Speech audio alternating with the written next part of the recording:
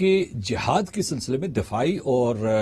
معذرت خواہانہ لہجہ مت اختیار کریں، جو it is a doctrine of war and probably it's the most humanitarian doctrine of war in the world. اور اس میں یعنی امریکہ کا جو دنیا کی سب سے بڑی طاقتور قوم ہے اس کا ایک ڈاکٹرن آف وار ہے، اسی طریقے سے چین کا ہے، اسی طریقے ہندوستان کا ہے، جارحیت کا ہے، اسے جو ہے اس کو جو ہائیبرڈ بنتا ہے ان کی جو سویلین لیڈرشپ اور اس کے بعد جو ان کی ایکسٹریمسٹ لیڈرشپ ہے اس کو ہندوتوا کہتے ہیں کہ قتل عام کر دو. تو آپ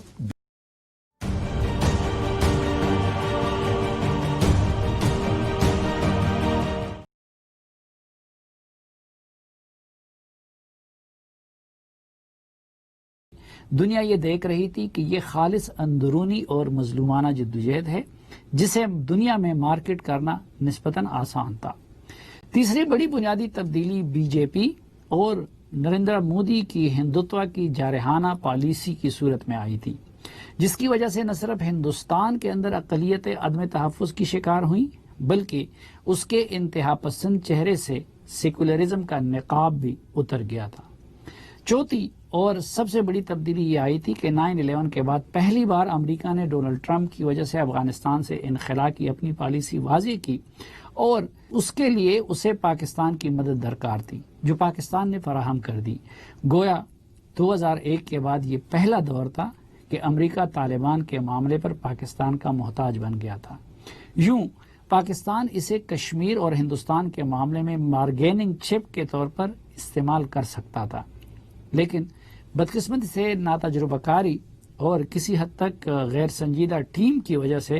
عمران خان صاحب کی حکومت ان سب عوامل کو اپنے اور کشمیر کے حق میں استعمال کرنے میں کامیاب ثابت نہیں ہوئے. اس ناکامی کی دو بنیادی وجوہات نظر آتی ہے. پہلی، نااہل اور نامناسب ٹیم کا انتخاب، اور دوسری عمران خان صاحب کی ناتجربہ کاری اور غلط اندازے. شاہ محمود قریشی صاحب کو وزیر خارجہ بنانا شاید پہلی بڑی غلطی تھی، کیونکہ وزیر خارجہ ہو کر بھی خارجہ امور ان کی ترجیح نظر نہیں آتی. وہ ہم وقت اندرونی سیاست کے حوالے سے خواب دیکھتے یا پھر ان خوابوں کے پورا نہ ہونے کی وجہ سے پریشان رہتے ہیں. امور کشمیر کے لیے علی امین گنڈاپور صاحب اور اب کشمیر کمیٹی کے لیے شہریار افریدی صاحب کا انتخاب اس کی دو اور نمایاں مثالیں ہیں، کیونکہ وہ دونوں قابل احترام ہیں، لیکن ان دونوں کو پاکستان کے اندر کوئی سنجیدہ نہیں لیتا تو کشمیر یا عالمی محاذ پر انہیں کوئی کیوں سنجیدہ لے گا. اب ٹیم رہنمائی والی ہے نہیں اور خود عمران خان صاحب کا ان میدانوں میں تجربہ صفر تھا، چنانچہ پہلے انہوں نے نریندر مودی کے ارادوں کا غلط اندازہ لگایا، تبھی تو انڈین انتخابات سے قبل انہوں نے مودی کی کامیابی کی آرزو کی تھی. پھر انہوں نے امریکہ اور ڈونلڈ ٹرمپ کی سوچ کا غلط اندازہ لگایا. جولائی 2019 میں جب ڈونلڈ ٹرمپ نے ثالثی کا شوشہ چھوڑا تو عمران خان صاحب اس غلط فہمی کے شکار ہو گئے کہ ایک ملاقات میں انہوں نے امریکہ کو اپنا ہمنوا بنا دیا ہے، حالانکہ امریکہ پہلے سے ہندوستان کے ساتھ میچ فکس کر چکا تھا. اور یہ ایک رائے بنی تھی کہ شاید یہ پلاننگ ہوئی تھی کہ مغربی بارڈر پر طالبان کی وجہ سے پاکستان کو ایکوموڈیٹ کیا جائے گا، جبکہ جواب میں وہ مشرقی بارڈر پر ہندوستان کی ہمنوائی کرے گا.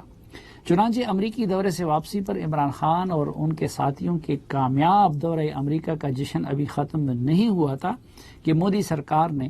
5 اگست 2019 کو امریکی آشیرواد سے مقبوضہ کشمیر کی حیثیت تبدیل کر کے اسے مکمل طور پر ہڑپ کرنے کی کوشش کی. پھر وزیر اعظم صاحب ستمبر تک UN جنرل اسمبلی کا انتظار کرتے رہے اور وہ یہ سوچتے رہے کہ وہاں جا کر وہ ٹرمپ کو شکایت لگائیں گے اور وہ مودی کے کان کھینچ لیں گے،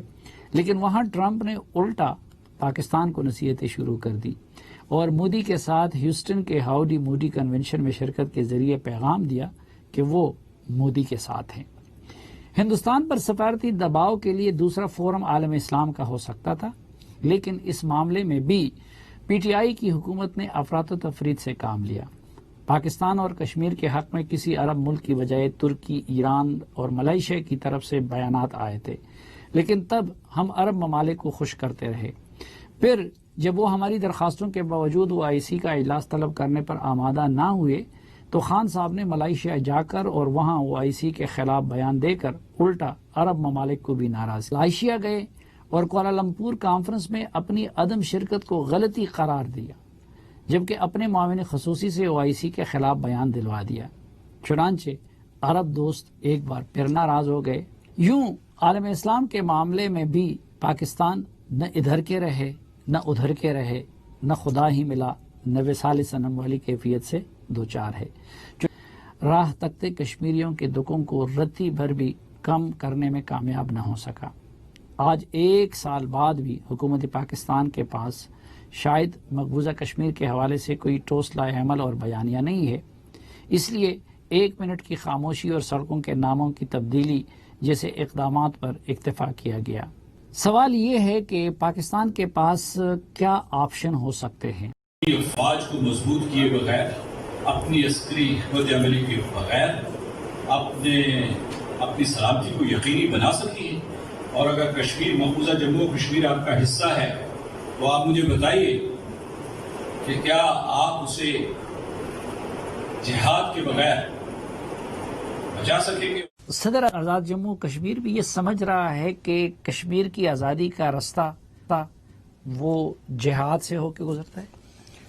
دیکھیے، پہلے تو میں آپ کو بتاؤں کہ میری جہاد کی تعریف کیا ہے، اور یہ میں نے اس دن بھی کہا تھا، آج دہرانا چاہتا ہوں کہ اگر آپ مسلمان ہیں تو جہاد آپ پہ فرض ہے، اور جہاد کا فیصلہ کون کرتا ہے اس کے بارے میں جو ہے علماء اور مشائخ آپ کی رہنمائی کر سکتے ہیں، وہ فتویٰ دے سکتے ہیں، لیکن جہاد آپ کے اوپر فرض ہے۔ اور اس دن بھی میں نے کہا تھا کہ جہاد کی کئی قسمیں ہیں، اس کی ایک نہیں کئی جہتیں ہیں، اور اس میں جو ہے آپ جو سیاسی اور سفارتی کوشش کرتے ہیں، یا ذرائع ابلاغ کے ذریعے کوشش کرتے ہیں، یا بین الاقوامی برادری کا ضمیر جگانے کی کوشش کرتے ہیں، یا جو ایک ساری بین الاقوامی برادری کو متفق اور متحد کرنے کی کوشش کرتے ہیں، تو یہ سب جہاد ہے۔ لیکن یہ میں کہہ رہا تھا کہ اگر آپ جو تحریک آزادی ہیں، فریڈم موومنٹس، ان کو دیکھیں تو لوگوں نے صرف تقاریر سے یا صرف جو ہے واضح و تلقین سے جو ہے وہ آزادی حاصل نہیں کی، کیونکہ دوسری طرف ایک قابض فوج ہے، اور یہ ہندوستان ہے۔ ہندوستان جو دنیا کی ایک ابھرتی ہوئی معیشت ہے، طاقت ہے، اس کے پاس پیسہ ہے، اس میں سے جو 12 سے 14 لاکھ کی فوج ہے، اس میں سے پیراملٹری ٹروپس کو شامل کر کے 9 لاکھ تو اس نے یہاں متعین کیے ہوئے ہیں مقبوضہ علاقے میں۔ تو آپ کیا سمجھتے ہیں کہ وہ آپ کا علاقہ چھوڑ دیں گے، وہ خالی کر دیں گے اس لیے کہ آپ اقوام متحدہ کی سلامتی کونسل میں چلے گئے ہیں؟ میں یہ نہیں کہہ رہا کہ ہمیں سلامتی کونسل میں نہیں جانا چاہیے، بار بار جانا چاہیے، ہمیں دستک دینی چاہیے جب تک کہ وہ دروازہ نہ کھولیں اور ہماری بات نہ سنیں، کیونکہ وہ تو مسئلہ کشمیر کی جو کتاب ہے اسے بند کر کے اسے انہوں نے طاق پہ سجایا ہوا تھا۔ کیونکہ یہ میں آپ کو یہ بتا دوں کہ وہاں جو یونائٹڈ نیشنز کا ایجنڈا ہے، یونائٹڈ نیشن سیکیورٹی کونسل کا ایجنڈا ہے، اس سے 1947 سے لے کر 1948 سے لے کر اب تک کشمیر کا ایجنڈا، ہندوستان پاکستان کویسچن جو ہے وہ اس کے ایجنڈے پہ رہا ہے۔ لیکن اس ایجنڈے کا کیا فائدہ جس میں فیصلہ پوائنٹ پہ یا کریٹیکل پوائنٹ پہ یقیناً اس کو لے چکے ہیں کشمیری اپنی مظلومانہ جدوجہد کے ذریعے، اپنے قربانیوں کے ذریعے ہے، یا پھر قربانی جیسے لوگوں کے ذریعے یہ کشمیر عالمی افق پہ آ گیا، یا پھر اس میں مودی کی جارحیت نے اور ہندوتوا نے اس کو بھی کنٹریبیوٹ کیا۔ لیکن جب آپ جہاد کا لفظ استعمال کرتے ہیں، یقیناً جہاد کی تعریف پہ وہ چیزیں بھی آتی ہیں، سفارتی کوششیں بھی، اور سب سے افضل جہاد تو اپنے نفس کے ساتھ جہاد کو بھی قرار دیا گیا ہے، لیکن مروجہ معنوں میں اس سے قتال اور مسلح جدوجہد مراد لیا جاتا ہے۔ تو آپ سے زیادہ سفارتی نزاکتوں کو کوئی زیادہ نہیں جانتا، آپ وہ صدر ہیں کہ جو اقوام متحدہ میں بھی پاکستان کی نمائندہ، اگر ہم اس کو آزماتے ہیں تو یہ جو FATF اور اس طرح کی چیزوں کا اطلاق اس پہ نہیں ہوگا۔ دیکھیے، اس کا جواب یوں دوں گا کہ قتال جہاد نہیں ہے، اور اس کے لیے ایک الگ فتویٰ لینا پڑے گا، اور بلا جواز قتال تو بالکل بھی جہاد نہیں ہے۔ جہاد ایک مقصد کے لیے ہوتا ہے، آپ اپنی اقدار کے دفاع کے لیے اسے استعمال کرتے ہیں، اور عام طور پہ میں نے یہ دیکھا ہے، غزوات میں بھی دیکھ لیجئے گا کہ جتنے بھی جہاد کیے گئے ہیں یا جو غزوات لڑی گئی تھی وہ دفاعی تھی۔ حضور نے کبھی بھی یہ تعلیم نہیں دی کہ آپ جارحیت کا مظاہرہ کریں، اپنے حقوق، اپنے اقدار، اپنی تعلیمات کے دفاع کے لیے، اپنے طرز زندگی کے دفاع کے لیے کیا گیا ہے۔ تو یہ تو اس کی میں تعریف کرتا ہوں، لیکن یہ ہے کہ جو آپ نے ایک سوال پوچھا ہے کہ کیا موجودہ حالات میں FATF میں آپ بندے ہوئے ہیں، جو ہندوستان نے جا کے سلامتی کونسل میں آپ کے خلاف شکایت کی ہوئی ہے، جیش محمد کے خلاف، لشکر طیبہ کے خلاف، ساری دنیا میں یہ تاثر پھیلایا ہوا ہے کہ کشمیر میں دہشت گردی ہو رہی ہے اور پاکستان اس کی پشت پناہی کر رہا ہے، یہ وہ سب جھوٹ ہیں جن کا آپ نے پردہ چاک کرنا ہے۔ جو مقبوضہ جموں کشمیر، اس میں کشمیری دہشت گرد نہیں ہیں، ہندوستان کے 9 لاکھ فوجی دہشت گرد ہیں جو دہشت گردی کر رہے ہیں، وہاں بیچارے نہتے لوگوں کو مار رہے ہیں اور جعلی مقابلوں میں مار رہے ہیں اور یہ جو محاصرہ تلاشی کے آپریشنز میں مار رہے ہیں، تو وہ دہشت گرد قوت ہے۔ آپ کا بیانیہ کمزور رہا ہے، آپ کے ذرائع ابلاغ جو ہے یا جو بھی مینز آف کمیونیکیشن ہے، نہیں تو پریزیڈنٹ صاحب وہ دہشت گردی کر رہے ہیں، انہوں نے ناجائز قبضہ کر لیا ہے، وہ عصمتیں لوٹ رہے ہیں، وہ بے گناہ انسانوں کو قتل کر رہے ہیں، یہ ساری چیزیں تو ریاست جموں کشمیر کے عوام کے لیے تو یہ جہاد یا قتال دفاعی قتال ہے، تو کیا آزاد کشمیر اور گلگت بلتستان کے لوگوں کو حق نہیں ہے کہ وہ اس قتال کا، اور کیا اس کے لیے فتویٰ دینا آزاد جموں کشمیر کی حکومت کا فرض نہیں ہے؟ دیکھیے بالکل فرض بنتا ہے، اور دوسری میں بار بار تھوڑا سا ٹھٹک سا جاتا ہوں جب قتال کا لفظ آپ استعمال کرتے ہیں۔ جہاد درست ہے، کیونکہ قتال جو ہے غیر مسلم قوتیں بھی کر سکتی ہیں اور غیر شرعی مقاصد کے لیے بھی ہو سکتا ہے، لیکن جہاد صرف شرعی مقاصد کے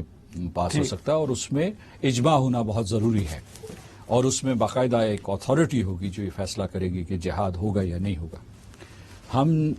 6 مرتبہ جہاد کر چکے ہیں کشمیر کے سلسلے میں، یعنی یہ کوئی نئی بات نہیں ہے۔ سن 1947 میں آزاد جموں کشمیر کے لوگوں نے بندوق اٹھائی تھی، اس وقت بندوق بھی نہیں تھے بلکہ ہم درے میں گئے تھے، وہاں سے بندوقیں لائے تھے، اور اس کے بعد ہمارے پاس ڈنڈے اور کلہاڑیاں تھیں، نہتے لوگ تھے۔ اسی طرح گلگت بلتستان میں ہم نے ڈوگرا فوج کو وہاں سے مار بھگایا تھا، پسپا کر دیا تھا۔ جو جموں کشمیر کے لوگ ہیں، غیور لوگ ہیں، بہادر اور شجاع لوگ ہیں، اگر ان کو اس وقت موقع ملتا اور ہندوستان اپنی جو ہے فوج نہ اتارتا تو پورا جموں کشمیر اس وقت آزاد ہو جاتا اور پاکستان کی ریاست کا حصہ بن چکا ہوتا، لیکن ہندوستان نے ایک تو وہاں فوج اتاری، دوسری چال بازی سے وہ جو ہے سلامتی کونسل میں لے گیا اس مسئلے کو، جہاں فیصلہ درست ہوا کہ کشمیریوں سے پوچھو کہ وہ کیا چاہتے ہیں۔ 6 جنگیں میں کون سی گنواتا ہوں؟ ایک جو پہلی جنگ سن 1947 کی، دوسری جنگ جو ہم نے سن 1948 میں لڑی دفاعی کشمیر کے لیے، اس وقت پاکستان کی مدد بھی شامل ہو گئی تھی، پھر سن 1965 میں خالصتاً کشمیر کے لیے جنگ لڑی، جو سن 1971 میں ہم نے کشمیر کا دفاع کیا، اور پھر جو ہے 90 کی دہائی میں ہم نے مجاہدین کے ذریعے ایک جنگ لڑی، اور یہاں پورے پاکستان میں، پاکستان کے مختلف حصوں میں اور آزاد کشمیر میں شہدائے کشمیر کے مقابر موجود ہیں۔ تو اس کے بعد 1999 کی جنگ لڑی تھی۔ تو یہ نہیں کہ ہم اس سے ناواقف ہیں، نابلد ہیں۔ آپ نے ایک بڑا اچھا نقطہ اٹھایا ہے کہ یہ جو ہندوستان نے پھندے باندھے ہوئے ہیں، یہ اپنے جو ہے عیاری اور چالاکی سے، FATF کا پھندا ہے، جو سلامتی کونسل کا پھندا ہے، یا یہاں تک کہ بین الاقوامی مالیاتی اداروں میں جاتے ہیں تو وہ ہمارے خلاف شکایتیں لگاتے ہیں کہ پاکستان کی مدد نہ کرو کیونکہ یہ جہادی ریاست ہے۔ میں سر یہ کہہ رہا ہوں کہ جہاد کے سلسلے میں دفاعی اور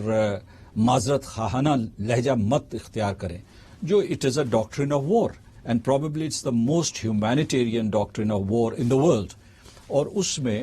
یعنی امریکہ کا جو دنیا کی سب سے بڑی طاقتور قوم ہے اس کا ایک ڈاکٹرن آف وار ہے، اسی طریقے سے چین کا ہے، اسی طریقے ہندوستان کا ہے، جارحیت کا ہے، اسے جو ہے اس کو جو یہ جو ہائیبرڈ بنتا ہے ان کی جو سویلین لیڈرشپ اور اس کے بعد جو ان کی ایکسٹریمسٹ لیڈرشپ ہے اس کو ہندوتوا کہتے ہیں کہ قتل عام کر دو، تو آپ تغرل بن کے دکھائیں۔ تو کہنے کا مطلب یہ ڈرامہ دے کے یا تغرل بنے میں یہ کہہ رہا تھا کہ بنے۔ اس کی وجہ یہ ہے کہ جب آپ حکم قرآنی کی تعمیل کریں گے اور جب اسوہ حسنہ کے اوپر آپ عمل کریں گے تو آپ کو شاید ڈرامے دیکھنے کی ضرورت نہ پڑے۔ ٹھیک ہے جی، میں وہ اس ڈرامہ بہت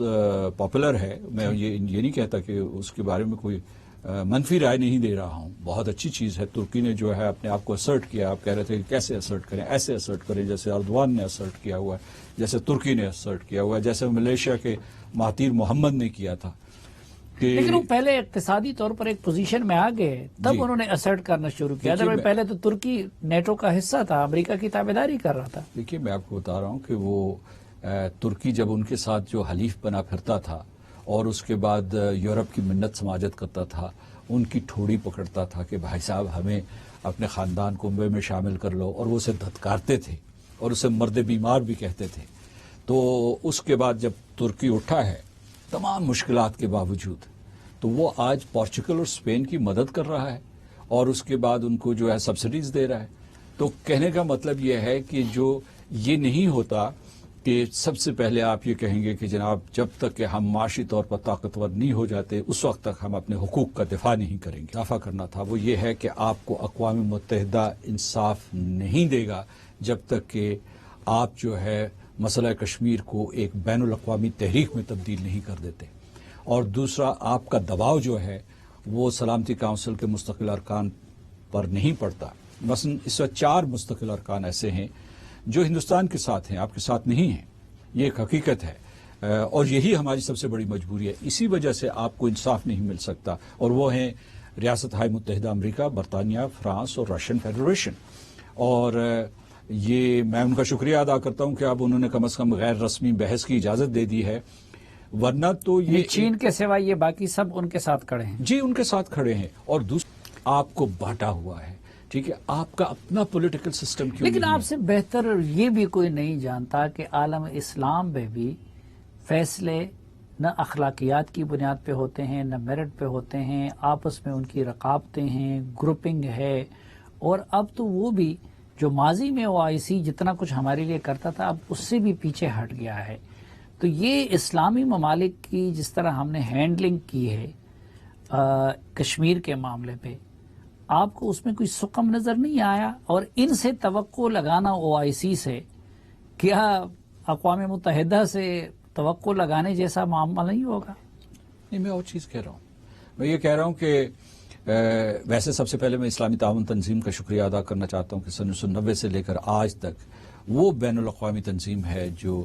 ہر سال جو ہے ہر وزارتی کانفرنس میں, ہر سربراہی کانفرنس میں جو ہے کشمیر کے حق خود ارادیت کی بات کرتا رہا ہے, ہندوستان کی مذمت کرتا رہی ہے یہ تنظیم. لیکن آپ نے صحیح بات کی طرف اشارہ کیا, اور وہ یہ ہے کہ یہ تو ہے باحیثیت تنظیم جو ان کا موقف ہے, لیکن اندر جو ان کے جو طاقتور ممالک ہیں ان کے ہندوستان کے ساتھ بڑے گہرے مراسم ہیں اور تجارتی اور معاشی تعلقات ہیں, بعض تو ان کے اسٹریٹجک الائز ہیں, اور تو ان کے ساتھ اتفاق سے ہمارے بھی بڑے اچھے تعلقات ہیں, وہ ہمارے حلیف رہے ہیں. تو میں یہ کہہ رہا ہوں کہ یہ جو امت بٹی ہوئی ہے اس کے لیے کوشش ہونی چاہیے دوبارہ سے. مطلب یہ کہ اسلامی نسل اٹھ رہی ہے, ان میں شعور ہے. جب یہ ہندوستانیوں کے اوپر نہیں, ایک غلطی ہم سے یہ نہیں ہوئی ہے کہ ہم نے ہیومن رائٹس کے مسئلے کو اسلام اور کفر کا معاملہ بنا دیا. تو جب ہم اس کو جہاد اور اسلام اور کفر کا معاملہ بنائیں گے تو پھر چین جیسے ممالک اور امریکہ جیسے ممالک سے ہم تعاون کی امید کیسے کر سکتے ہیں؟ کیا مسلمان ہونا کوئی جرم ہے؟ نہیں. ٹھیک ہے, اور اگر آپ کو مسلمان ہونے کی سزا دی جا رہی ہے, کشمیر میں ہو یا UP میں ہو یا دلی میں ہو, تو کیا آپ یہ ذکر نہ کریں کہ مسلمانوں کے اوپر ظلم ہو رہا ہے؟ ہم کیوں چھپائیں ہم نہیں, اپنی لیکن اگر شناخت آپ کو؟ مذہب کو بنیاد بنائیں گے اس اسٹرگل کے لیے, حق خود ارادیت کیوں نہیں؟ تو پھر ایک غیر مذہبی ملک یا دوسرے مذہب والا ملک میرے ساتھ کیوں تعاون کرے؟ دیکھیے, حق خود ارادیت سر فہرست ہے, وہ کلید ہے, اور اس کو کبھی ہم نے ترک نہیں کیا. یعنی یہ میں آپ کو بتا رہا ہوں کہ جو بھی ہماری سفارتی اور سیاسی کوشش رہی ہے, جب ہم دنیا سے بات کرتے ہیں, مغربی دنیا سے بات کرتے ہیں, تو ہم حق خود ارادیت کی بات کرتے ہیں, حقوق انسانی کی بات کرتے ہیں. اس وقت جو ہندوستان جن جرائم کا ارتکاب کر رہا ہے وہ ہے نسل کشی, وہ ہے نسلی تطہیر, وہ ہے جنگی جرائم. تو ہم ان بین الاقوامی قانون کی اصطلاحات میں بات کرتے ہیں, ٹھیک ہے جی, ہم یہ بات کرتے ہیں. تو کہنے کا مطلب یہ ہے کہ مسلمان کے اوپر شرمندہ ہونے کی ضرورت نہیں. اگر آپ مسلمان ہیں, آپ کو ظلم, آپ کے جو 80 لاکھ مسلمانوں کو نشانہ آبادی کشمیر میں منایا جا رہا ہے, تو اس میں آپ شرمندگی نہ محسوس کریں واشنگٹن میں بیٹھ کر یہ بتانے کی کہ بھئی مسلمانوں کی نسلی تطہیر ہو رہی ہے. مسلمان ہونے پہ تو فخر ہونی چاہیے جی, لیکن ایک یہ کہ آپ کے کسی جدوجہد کی بنیاد کیا ہو, مذہب ہو، رائٹ آف سیلف ڈٹرمنیشن ہو یا کیا ہو. لیکن ایک اس حوالے میں سے تھوڑا سا یہ ایک اضافہ کر دوں، جو بالکنس میں مسلمانوں کو ٹارگٹ کیا گیا تھا نا، تو وہاں ہم نے جو ہے اقوام متحدہ میں خود جو ہے ان کا دفاع کرتا رہا ہوں. وہ اقوام متحدہ میں 90 کی دہائی میں کھلم کھلا ببانگ دہل ہم نے کہا کہ مسلمانوں کا قتل عام ہو رہا ہے، ان کی نسل کشی ہو رہی ہے. کہنے کا مطلب یہ ہے